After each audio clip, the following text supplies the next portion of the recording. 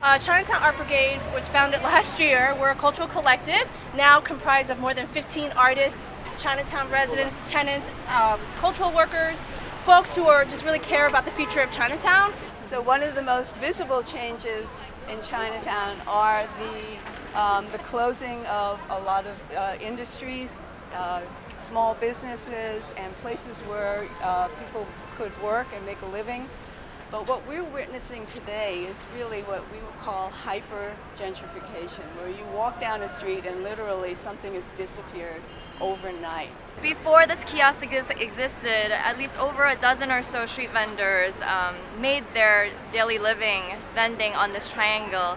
You know, they were blamed for being messy and being in a very dangerous location, and so that was sort of all wrapped up into the narrative as for why they should be evicted. This fight about dirtiness and smells and these sort of sanitary concerns are a really old trope in Chinatown, and this language gets picked up and adopted by successive government administrations, corporate leaders, nonprofits that want to use that idea that Chinatown is like dirty and broken and therefore needs to be fixed, and they're the solution to it. So I had read that there was about 5,000 canners.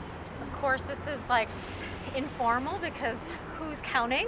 Things have really shifted since the 80s, right? But the redemption law hasn't changed either. And so there's a component people who want that to be changed. There's people who say if you make it more incentive, meaning it should be at least 10 cents if you just follow the economy, the inflation. Studies have shown that the only way to make litter less of a problem, litter sort of generically considered, is with a bottle bill. But only 10 states have a bottle bill. If this were to really be a source of support for people who need the extra nickels, we're talking nickels, right?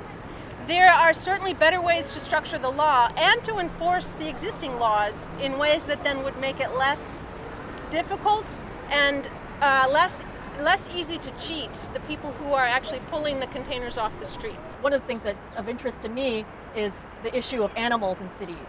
And while sometimes we see things like birds and we're very kind of excited by seeing birds in cities, there's also the issue of nuisance animals. So when you have a situation like this where there's a lot of soil around, and especially if it's nearby a food source, so if there's garbage around that's open or a restaurant nearby with open garbage bags and the kind of combination with soil, that's a perfect cocktail for rat habitat.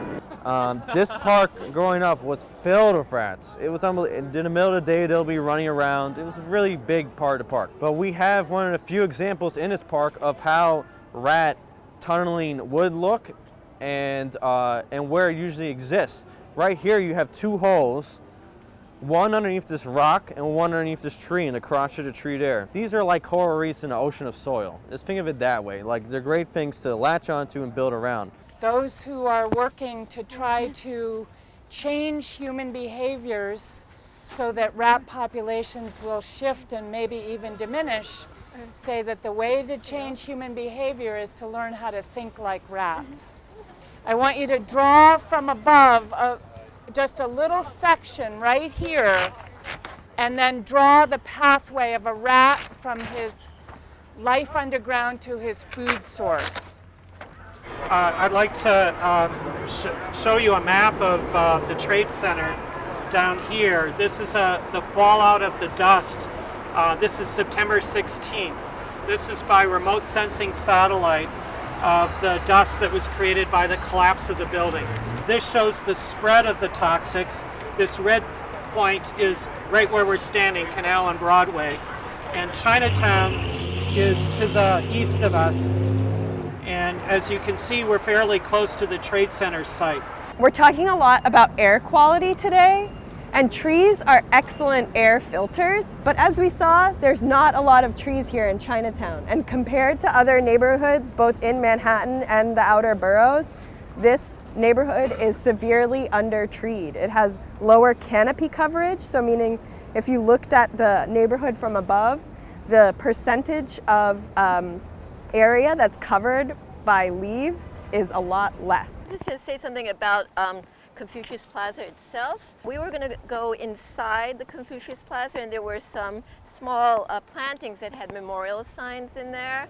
And I feel like that's something that's so important for us as humans, is that it's a way when you have a loss to continue on with something living that you can continue to take care of. And this is a universal theme.